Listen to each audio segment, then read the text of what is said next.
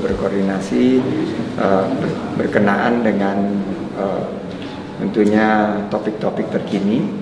Salah satunya adalah mengenai mudik, dan sekarang kami menyiapkan opsi-opsi staycation, opsi-opsi pariwisata dalam bingkai PPKM skala mikro, termasuk juga penyediaan produk-produk ekonomi kreatif untuk mengganti kehadiran secara fisik masyarakat di kampung halaman. Itu yang pertama. Yang kedua, tadi kita juga membahas pariwisata berbasis cagar budaya, termasuk juga yang menjadi perhatian dari Pak Menko, Nias, Sumba, Borobudur, dan beberapa destinasi wisata lainnya agar bisa terintegrasi dalam satu konsep yang lebih holistik.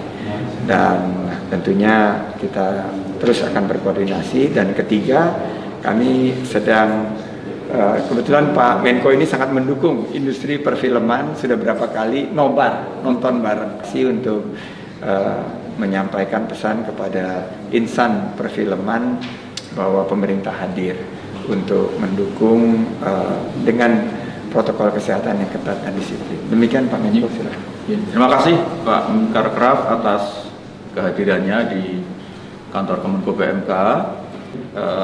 Nadi wisata tetap harus terus berdenyut, tidak boleh terhenti.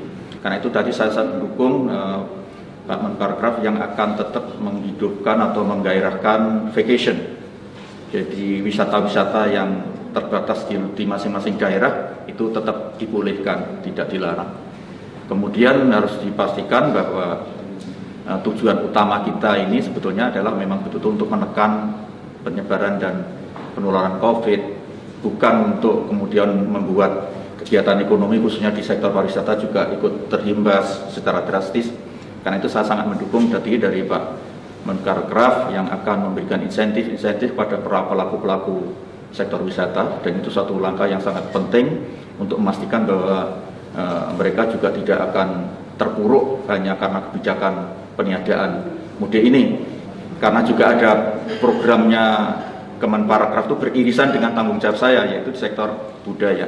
Sementara wisata budaya itu akan menjadi andalan untuk program wisata Indonesia, karena kita memang memiliki kekayaan budaya yang tidak tertandingi di dunia. Saya kira itu, terima kasih. Oh iya, tadi sesuai arahan Pak Menko juga bahwa kita memang harus terus mendorong teman-teman pelaku pariwisata dan ekonomi kreatif ya di masa sulit ini, dan sesuai dengan arahan Mas Menteri juga kami sedang merumuskan beberapa stimulus yang didorong menggunakan dana PEN, terutama untuk dari sisi pariwisata. Kami sedang merumuskan untuk paket-paket diskon pariwisata, tapi tentunya dengan mekanisme yang memperhatikan keselamatan. Jadi bagaimana ini kita dorong untuk mungkin nakes lebih dahulu, dan periodenya tentunya ditentukan juga Pak, dilihat dari situasi di lapangan. Nah, kemudian untuk para pekerja khususnya pelaku ekonomi kreatif ini juga sedang dirumuskan, tentunya dari masukan-masukan para insan perfilman, bagaimana kita mendorong juga CHSE diterapkan di bioskop.